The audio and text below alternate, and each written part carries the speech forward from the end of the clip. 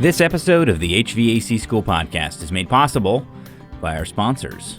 Aeroasis at aeroasis.com, especially aeroasis.com/go, where you can go if you listen to this podcast or interact with HVAC School anyway and find out more about Aeroasis. And you can actually go on there and ask about their special offer that they have for HVAC trade professionals, where you can get them for your own home at a very discounted price. That is the bipolar product and the nano product, air purifiers. Very simple, very well-engineered products that are installed really easily. They kind of handle all the details for you.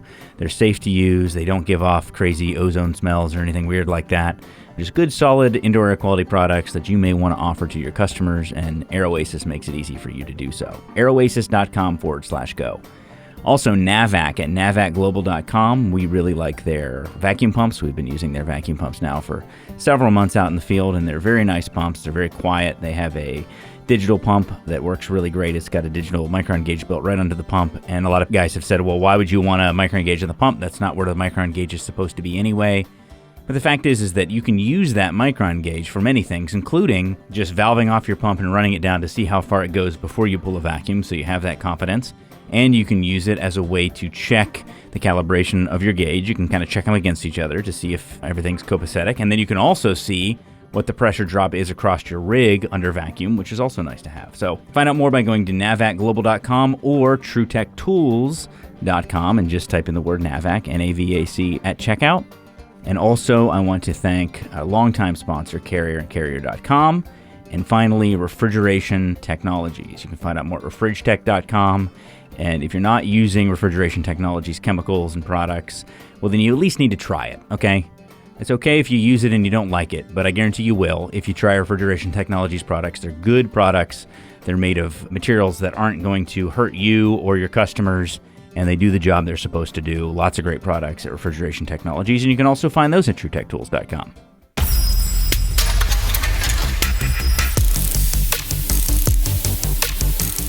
This is the guy who gets excited whenever he learns something new about HVAC, which is every day. Which means he is always a little too excited, for a grown man. Brian Orr. All right, so this is the podcast. This is a podcast, at least, and this is the podcast that reminds you of some things that you might have forgotten along the way, as well as reminds you of some I forgot how to talk here. Also reminds you of some things that you forgot to know in the first place, is what I meant to say there. And today we're talking with Eric Mele again. And man, I got to say right off the top, Eric came to work at Kalos, so we get to work together now. And man, he's a great technician. He really is. He's doing a great job for us. He's working in our commercial refrigeration and commercial HVAC side of our business down on the east coast of South Florida, and it's great to have him on board. That's all I got to say about that. But today we're talking about dehumidification using reheat, not hot gas bypass, reheat. So here we go, Eric Mele talking about reheat dehumidification. All right, so today on the HVAC School Podcast, we have officially, I think, the most common guest on the show and star Kalos employee now, Eric Mele. So thanks for coming on, Eric. No problem. Today we are going to talk about not high gas bypass. We are going to talk about hot gas reheat, and it's important, first off, that we know the difference. So I'll let you cover why those two things are not even remotely close to being the same thing. We'll go over hot gas bypass first, which is just going to allow you to operate under low load. You're essentially controlling your suction pressure with hot gas just to be able to keep your compressor running at low load conditions, whether they be in a controlled space or on a 100% outside air unit. And hot gas reheat is when you're actually going to be adding that discharge heat back to the conditioned space. I'll give two examples of this before we move on, because I think from a very simple standpoint, this befuddles and confuses and otherwise vexes and perplexes technicians everywhere. One most common application of this is pretty much every off-the-shelf compression refrigeration dehumidifier that exists is using essentially hot gas reheat. Yes. Where it's running the air over an evaporator coil. The evaporator coil is at dew point or below. It's dropping moisture out of that air on the coil and draining it out of a drain. And then it's reheating it over the condenser, essentially. I mean, that's really all it is in that case, because there's no other condenser. So you're just basically going over the evaporator, dropping the moisture, and then reheating it. And a lot of people say, well, how's that different than an air conditioner? Well, for obvious reasons. You're not cooling the air. You're cooling it, dropping the moisture, and then reheating it.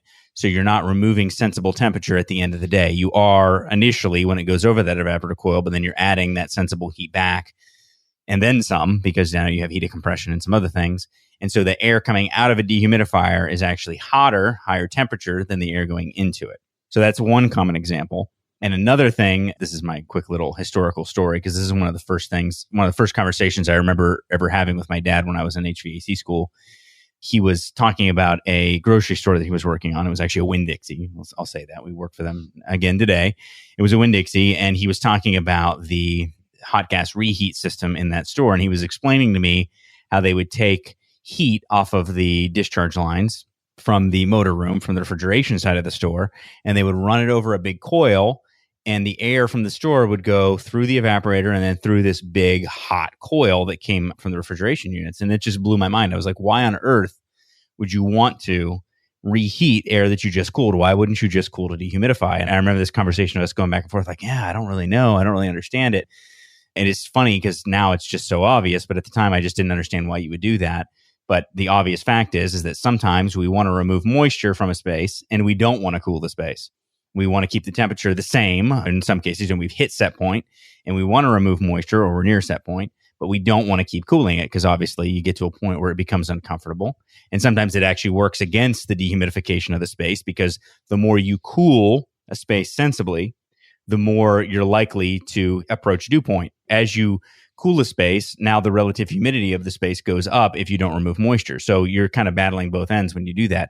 Whereas when you dehumidify and then you reheat that air, well, now you're really dropping the relative humidity significantly from a space standpoint. So I'll let you add in any other ways you would explain that or say that, or any other examples you have before we move on. Yeah, that's basically it, is you're trying to dehumidify without overcooling the space. Because there's really no reason to overcool the space, or it's just going to become uncomfortable in other ways, or like you said, not really take care of your humidity problem because you're just continually dropping temperature. The other thing we often don't think about is also the impact on the shell. So let's say that you dehumidify and you overcool a space. So you overcool to dehumidify. Well, now what's going to happen is all of your glass is going to tend to build up moisture on the outside if it's a high humidity day on the outside. Of course, we live in Florida, so that's pretty much every day in the summer at least. So you have this high humidity condition.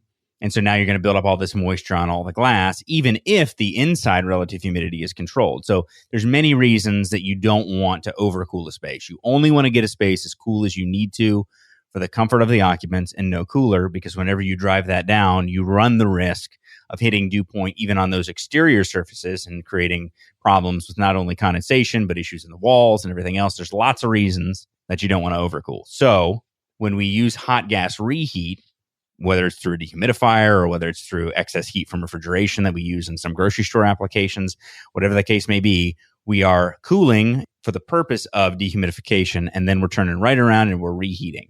In the case of hot gas, we're using the compression refrigeration circuit to do that versus using, say, electric heat or something that's very inefficient like that. So that's the basis here. Yeah, it's very inefficient to use electric heat to accomplish that goal. Typically, you don't see that. It's especially nice when you can use heat that is already heat that you were going to waste anyway. And that's the case where we're in refrigeration in a grocery store. You have all this heat that you got to do something with anyway, so you might as well use it for reheat, for dehumidification. That's a beautiful circumstance. In this case, we're talking about using hot gas from the equipment itself. So not quite as efficient, but still far more efficient than using electric heat or even fuel. In a lot of cases, it's going to be more efficient than that. Of course, it depends on the circumstances. Obviously, always depends. But those are some of the options that you have. So now let's go specifically into some of the applications where we see hot gas reheat, some of the types of systems that use that. We already kind of alluded to what these is going to be used for, is systems that do a lot of dehumidification. 100% outside air unit is almost certainly going to have some form of this. And there's a lot of other units that are meant to control humidity in specific applications that will have this ability, even if they're not taking in a large portion or any outside air. You mentioned 100% outdoor air unit.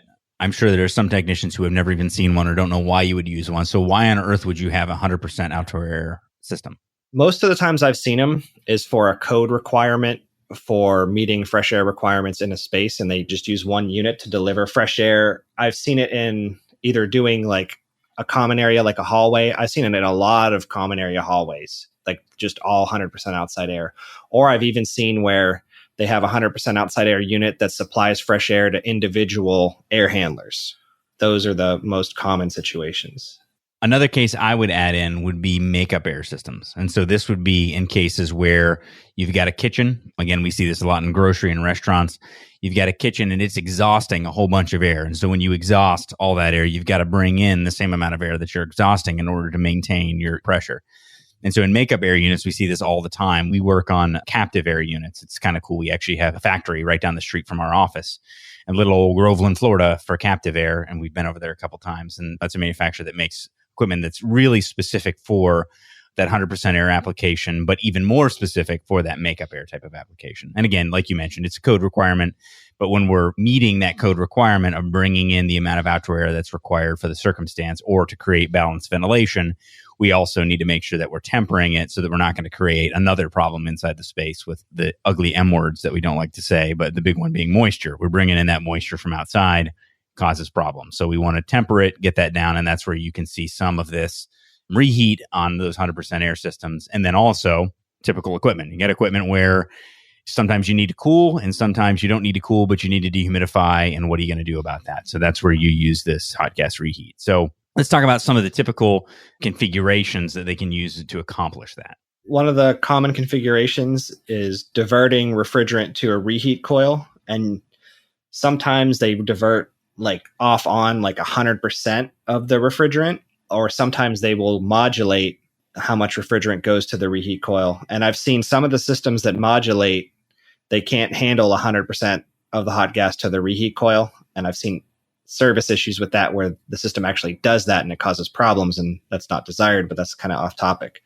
That's one way to do it. A dedicated reheat circuit where it's basically like we talked about with the dehumidifier. I've seen this on a Resner unit. It's the only one I've seen it on, but other people probably do it. But it had a circuit that had the evaporator and condenser, just basically like a dehumidifier in there with the normal evaporator coil that was for the cooling mode. So it was just dedicated when it would dehumidify, that circuit would run. No matter what happens, though, the reheat always happens after the evaporator coil, not before, from just a basic standpoint. I've never seen it happen before the evaporator. That would just kind of be putting unnecessary load on your evaporator. Right. You wouldn't do it that way. That would actually cause problems. And the reason why I mention this is because this actually came up with us once. We were installing one of those goofy apartment units. This was a first company air handler, and we had all this issue with moisture in the space, and it was blowing excess moisture off the coil, and we were having all these issues. And so we thought, well, okay, we're going to reduce humidity by adding in reheat. But the problem is that on this particular unit, the heat strip kit was actually before the evaporator coil. So we were going to set it up just so the heat strips could run a little bit in order to, during really high humidity events, it could drop the relative humidity. It was maybe a bad idea anyway, but we were desperate. And so we set that up that way. And then we realized the heat strips were before the evaporator coil. And all that does is just add additional sensible load to the evaporator coil that doesn't serve the purpose. So if you're going to reheat, you've got to reheat after you've dropped the moisture in the air circuit after the evaporator coil. Yep.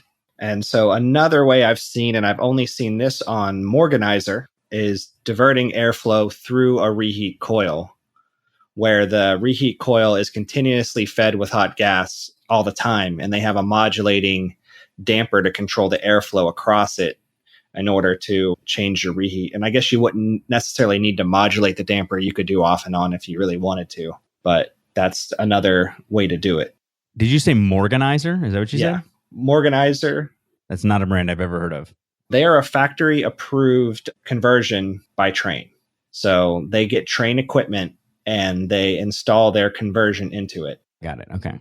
I like the system because it's not one of the ones that leaves you hanging if something breaks. All you have is an air damper. So if you really need cooling and something happens to your reheat control, you can disconnect the damper and you can run as a cooling mode unit. You could prop it open manually. If you really had to, it's kind of nice in that aspect. All right. So that uses a damper. I'm having a hard time visualizing this. So it's obviously not mixing outdoor air with your air. Explain to me how exactly this. So it has a coil that's constantly got refrigerant moving through it, but then it's just when it's not dehumidifying, it's got no indoor air running over it then. Exactly. I mean, you can still put heat strips in there, but it basically goes in that section of the unit on the Trane rooftops that I've seen it on. The air can flow around it. So it's not entirely blocking your airstream. It's just in a portion of it. And it's in enough of it that it can effectively reheat when the damper is open, or the air can all go around it when the damper is closed. All right. So what's next? So as far as controlling it, you can have anything from just a simple dial humidistat doing off and on, or an integrated thermostat that does everything. Or you could be looking at a number of factors with sensors and trying to modulate as needed. And there's a lot of variation, so we can't possibly go over every control layout, but that's pretty much it. It can be really easy, or it can have a ton of sensors. And so when you think about the ton of sensors side, the ton of sensors is in cases where you're not just turning it on or off, or where you're trying to anticipate we're maybe not at the point where we need to dehumidify, but we're approaching it. And so we want to start to modulate it on. I mean, that's the basis of, and I forget the technical term in controls. PID. PID. Yeah. What does that mean again? I can't remember what it all stands for, but a proportional, integral, and derivative controller. Yeah. So the idea being that it doesn't have to wait until you hit a point. It can start to proportionally control it. So that way you don't have to have this on and off. I mean, which essentially for those of us who do residential quite a bit, when you're working with these new inverter-driven systems and where they're trying to sort of flatline the temperature in the space. You're trying to change your capacity so that it doesn't have to go on and off a lot. You have some controllers that try to do that same sort of fancy thing in dehumidification with reheat. But from a simple standpoint, say you wanted to build one of these yourself. You wanted to go complete redneck engineering, which is fun to do sometimes, and you wanted to build one in your own house. It would be as simple as installing a solenoid valve and another coil inside, taking your discharge line out of your compressor, piping it into this other coil inside above your evaporator coil. And when you're ready for reheat, you just continue running in cool and you open that solenoid valve so that now instead of going straight into your condenser first, it goes through this coil that's above your evaporator coil. So that way, once you cool the air, drop the moisture, then you reheat it again. I mean, some of these controls are just that simple, essentially. Yeah, you don't really see, like what you said with the solenoid, typically if it's off and on, it diverts everything. So it has a reversing valve, except they don't use the center port where the suction line would typically go. So it'll look exactly like a reversing valve and it'll divert all that hot gas. But if your coil's too small, you can't do that. You probably could achieve it, like you said, by teeing off a solenoid, but you'd have to really do a lot of math to figure out how much hot gas is actually going to go to your coil at that point. That would be kind of tough. That's why I said redneck engineering. Rednecks don't do math. We just do it and we see what happens. Exactly. Come on, man. I'm from Groveland. Born and raised. Born and raised. All right. So that's the basics of controls. And obviously, when you have a building controller that's maintaining relative humidity throughout an entire structure, then that gets more complicated. And again, I try to stay away from a bunch of proprietary training. If you want proprietary training, go to the manufacturer, go to Honeywell, Novar, whoever you're working with. Here, we're just kind of talking about the basic concepts of the different types of things. So talk a little bit about on the airflow side. What are some things you have to know there? Well, that's, again, manufacturer specific, and you're going to have to talk to them because I've had Morganizer, I believe 200 CFM a ton, or maybe even less they want, all the way up to Resner, who called for 500 CFM a ton. So it's like a huge range there, and it's really going to depend on the equipment and the application. So it's going to be kind of hard to really pull some sort of rule of thumb out like you can with air conditioning. So you got to pay attention to that. You might see like, hey, this thing doesn't seem to have a lot of airflow, but it might be by design. Right. And you're talking about specifically in dehumidification mode. No, that was all the time. 200 CFM a ton all the time. In both cases, these are 100% fresh air units. So the same application, and actually these two sites are the same application, the same style multi-story building, and they're within sight of each other. And that's how different the equipment is. They're both totally 100% outside air. And one was a Resner and one was a Morganizer. Yeah, and that sort of simple redneck engineered solenoid valve type system, it's not just a single solenoid valve, but that basic system where it rediverts through reheat and then before it goes to the refrigeration condensers, that is a real strategy that's used. Again, these are grocery stores. You have air handlers hanging above like coolers. And then after these air handlers, you had aftermarket made coils that were using refrigeration reheat before it would go to the refrigeration condensers. And they would have a solenoid strategy basically to divert either or. That's a very simplified version of what we're talking about. But again, the cases where you're most likely going to see this, you have a version of it in a simple dehumidifier. You have obviously a version of it in dedicated 100% outdoor air systems. And then you're going to see it in some other commercial applications. Or even a perfect example of this is Lennox made a system that was exactly like what I said, where you just ran a separate line to the inside and put another coil above the evaporator. That was actually a factory designed a residential system. And I don't remember, it was probably the Dave Lennox Signature Series or whatever. I've seen one of those, but it didn't have a discharge line. It had two pipes going indoors, and then one went to that and then back to the air handler. It was an odd setup, and I've only seen it once, and I never really had to dig into doing anything with it. But I noticed it was only a two-pipe system, so it was pretty interesting. So you're saying there wasn't another discharge line? There wasn't anything? There wasn't. There was not another line going inside. I want to add real quick that if you see three pipes going in, what's going to happen after it comes out of the reheat coil is it's usually going to go in the evaporator coil into the expansion line, and there'll be a check valve. Into the expansion line. Yeah, if you see where hot gas bypass on like package units and hot gas reheat, they both, since there's only one pipe, it has to go somewhere after that reheat or bypass. It usually goes into the expansion line. So it goes in after the valve. Between your metering device and your coil. And usually there's a check valve. It's so funny that I just had a problem with, I'm like, expansion line. Like that word all of a sudden seemed foreign to me because I actually just got into an argument with Jim Bergman about this because in the diagram that I have on my website, the refrigeration circuit, we call that line the expansion line on there. And that's sort of a regional thing. Not everyone calls it that. And so he had some other term for it, flash gas line or something like that. And so it's funny that I actually just forgot the name of the thing that I was fighting about the other day, but I have a poor memory. So yeah, because you wouldn't want to dump that straight down the suction line, because if you did, then now it's going straight back to the compressor as hot gas. But you do see, and this is going to back to grocery store refrigeration, but they talk about cool gas defrost, for example. So you could even use a liquid line as some form of reheat. It wouldn't be nearly the same as hot gas, but if you ran a liquid line through a loop above the evaporator coil, that would also add in a little bit of additional sensible load to help reheat a little bit. So, there's other strategies I'm sure you could use other than just taking discharge gas. I'm not saying that that's how they did it, but that's one way you can use a two-pipe system.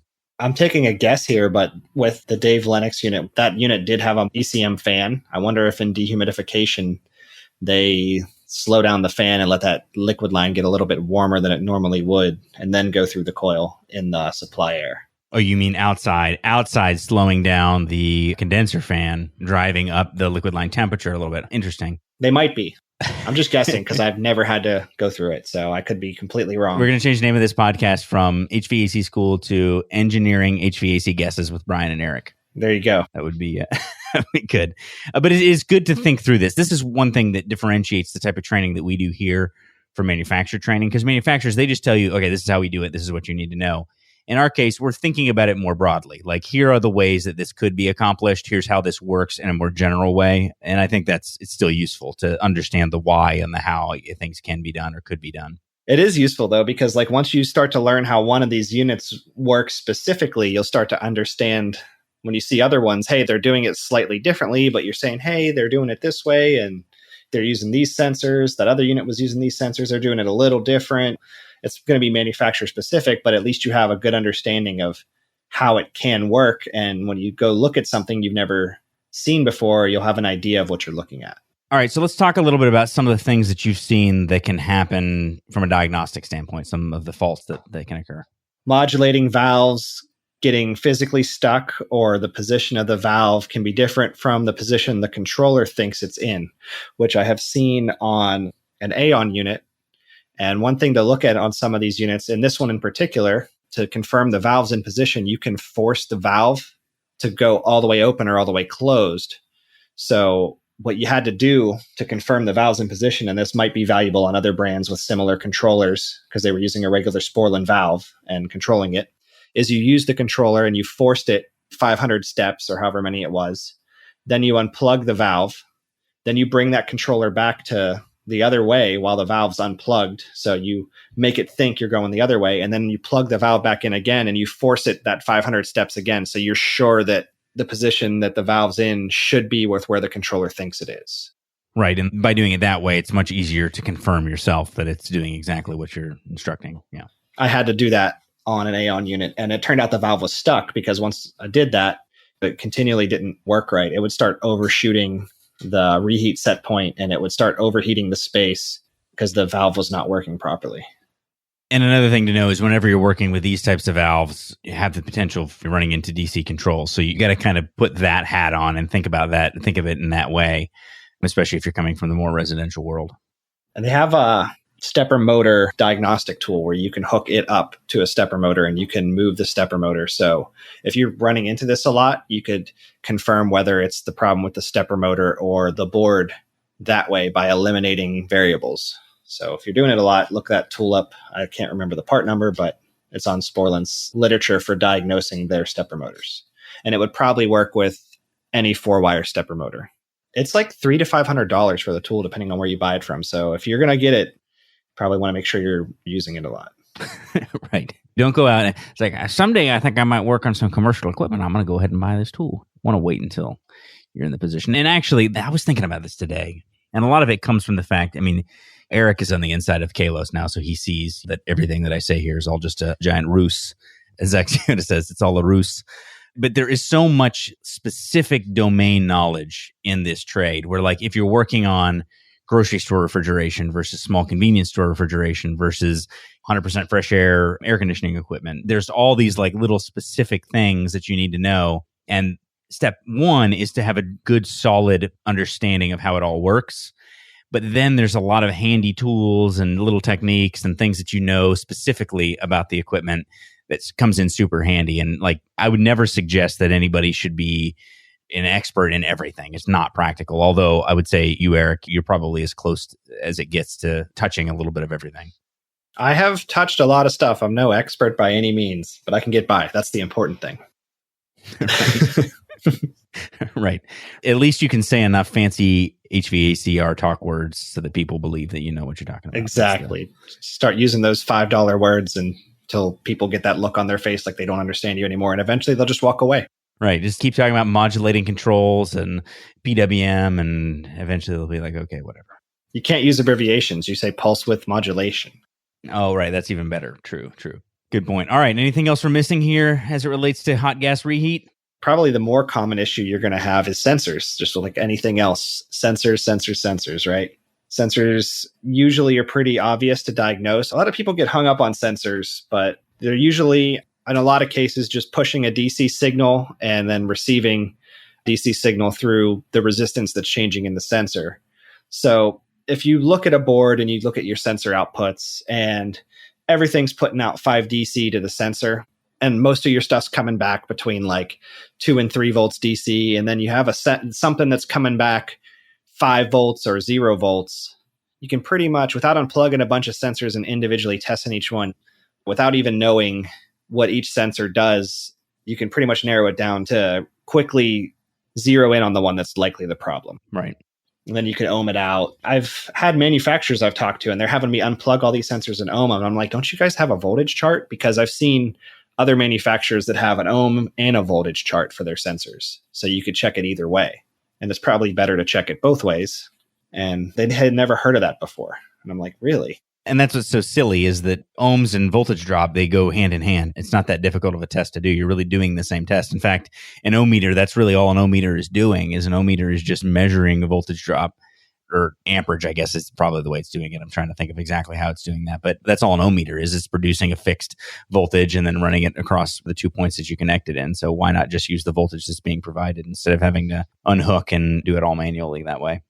The only problem where that's not going to really work out for you is if they're using like 4 to 20 milliamps, and then you're going to have to put your meter in series with the control loop, or you're going to have to get a special meter that can read milliamps without breaking the loop, which Fluke makes one. Other people might. It's expensive meter. So there again, if you're not working on it all the time, probably not worth the investment.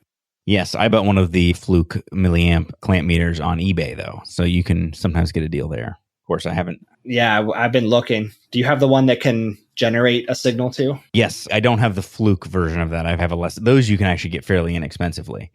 Those you can get separately. I shouldn't say this because I definitely recommend that people get good quality tools, but especially when you're using tools that you don't use that often, getting tools that are serviceable, maybe not the very best for those of us who are more run into it every so often. But if you're working on milliamp circuits regularly, then yeah, drop the money, get a good quality meter. Yeah, it'll save you a lot of time. But a life hack with boards and sensors and signals is you can even use a battery to fake a signal to a board to try to eliminate variables, or to like an actuator, because I've seen modulating actuators where it gets a 2 to 10 volt DC signal. So if you unhook it and you put a 9-volt battery to it, it should move. And then when you disconnect the battery, it should move the other way. Yeah, and if you use some AA's at 1.5 volts and you just use them in series, you can generate voltages in between 1.5 volt increments anywhere you want. So you can be clever with all this stuff. Yeah, those work good too, because a lot of stuff is like 5 or 3 volt DC, where that's a very good voltage to fake out a board. You can even get units to run if you have a bad sensor and you can't get a sensor. Now, I'm not going to recommend you do that without understanding the consequences of inputting that signal continuously to the board. Other stuff you could break. You should definitely understand that, but you can use that as a valuable test tool, or in a pinch, get something to run if you deem that that's doable. I'm not going to tell you to do it, because then you break a unit. Don't come crying to me. Right. We need to put a disclaimer on this podcast. Another example of this that's not exactly the same thing, but similar type of usage is I use 9-volt batteries for the diagnosis of ECM blower motors. Even with my handy dandy fancy, it's not a Zebra tester, it's the actual Gentech tester that I use. I think it's called TechMate or something like that. You can connect that to a 9-volt battery and use that versus having to try to connect to 24 volts, because they put these giant leads on there that are sometimes kind of hard to get connected to 24 volts. So in a lot of cases, I just hook them on a 9-volt battery and it works just fine. I did a video of that not long ago. So just be creative as long as you understand exactly what you're doing. Don't break anything. You could put 2 9-volts together real easy and be up to 18. Right. True. I don't know why you'd want to do that if 12 volt already works, but hey, whatever floats your boat. I'm just saying you could, if you needed to get up to that voltage. Right. Or all 3. And now you have 27 volts, which is what we typically kind of operate at on the 24 volt side anyway. So there you go. Exactly. I saw a guy on a YouTube video. He put enough together that he was getting over 1,000 volts DC out of them. It was pretty scary. That's definitely where we got to put a disclaimer on the podcast if we ever describe how to do that. Yeah, don't do that. That's why we don't have a diagnosing air purifiers, ionizing air purifiers podcast, because I don't want people shocking themselves. So good stuff. So anything else that we're missing here? Pretty much the only other general tip that I have in my notes here is when you're checking the refrigerant charge, you usually got to be in 100% cooling mode to achieve that. You don't want your system to be trying to do modulating reheat while you're trying to check the refrigerant charge, because that's going to screw with your numbers. So keep that in mind. Right. And one nice thing with, if you're trying to confirm that a system is running 100% in cooling and nothing else is going on, just check your line temperatures. I mean, that's the easiest way. That's how we do it when we're working on grocery stores, to see if you have any refrigerant going into the reheat coil. Is you just check the line temperature. If it's at the ambient temperature of the air coming off the evaporator coil, then that's the range you're in. And if it's hotter than that, then you know you're heating. So, yep. Usually, though, it's pretty easy. You just put your hand on it, and if your hand becomes uncomfortable, you're probably reheating.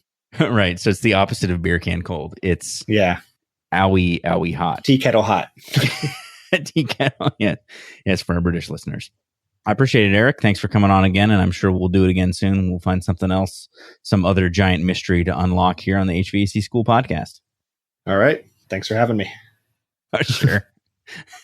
You're always so enthusiastic at the end. You're always like, okay, great. Are we done yet? Sounds good. Well, because I'm sad because it's over now. Now what do I do? Right. All right, thanks for listening all the way to the end of this podcast. The end where I say a few things and then tell you a horribly, horribly awful, lame joke. A couple things I want to remind you of. Just a couple little things I want to remind you of. We have an app now. HVAC School has an app. If you type in HVAC School in either the Android or the iPhone stores on your phone, you can find the HVAC School app. You can download it there. We've got some calculators on there that you might find helpful. Nitrogen pressure change calculator, capacitor calculator, but we've got a couple new ones that I think you're going to like. They're going to be coming out here in the next couple months, so if you just keep an eye out for that. I also want to mention Solder Weld. You may or may not know. We're helping out Solder Weld now. We're working with them a little bit, trying to get some distribution in the U.S. for Solder Weld, because it's a great product. They make, I shouldn't say it's a great product as if it's only one product. They make a lot of great products, Solder Weld does. They make a 56% flux-coated rod that they sell in 2-pack kits, which I think is great. I think it makes a lot of sense to have fewer of very expensive rods for technicians who don't need them all the time, but if you've got to work with brass to copper, copper to steel, especially if you're working with steel, it's really nice to have those flux-coated rods, and Solder Weld makes great ones. They have round 15% silver solder that you can buy, and then they also have their new multi-kit, which has everything all in one, including my favorite product that they make, which I think is just a great product. It's called Alloy Sol for patching aluminum, and we found some really good applications out in the field to use it, and the stuff just works great. It's really amazing. Amazing way to make patches to coils when you run into aluminum coils that have leaks. It's great to have it, especially when you're in a pinch. So there you go. That's Solder Weld. And you can find out more about Solder Weld by going to productsbypros.com. That's productsbypros.com. And there's all kinds of information on Solder Weld there. And we're really trying to get some distributors set up. So if you have any connections into wholesalers and distribution, then we would ask that you reach out to Products by Pros and see if we can help get Solder Weld on the shelves near you, a great American company that deserves to be on more shelves, in my opinion. In my never-to-be-humble opinion. So you may be curious as to why aliens have never entered our solar system. There's been some claims to the otherwise, but I'm sure, none of us have seen any. So aliens haven't gone into our solar system, and why not? Well, it turns out that they looked us up on Yelp, and they saw that we only have 1 star. Oh man, these are getting worse and worse. All right, thanks for listening. We will talk to you next time on the HVAC School Podcast. Thanks for listening to the HVAC School Podcast. You can find more great HVACR education material and subscribe to our short daily tech tips by going to hvacrschool.com. If you enjoy the podcast, would you mind hopping on iTunes or the podcast app and leave us a review? We would really appreciate it. See you next week on the HVAC School Podcast.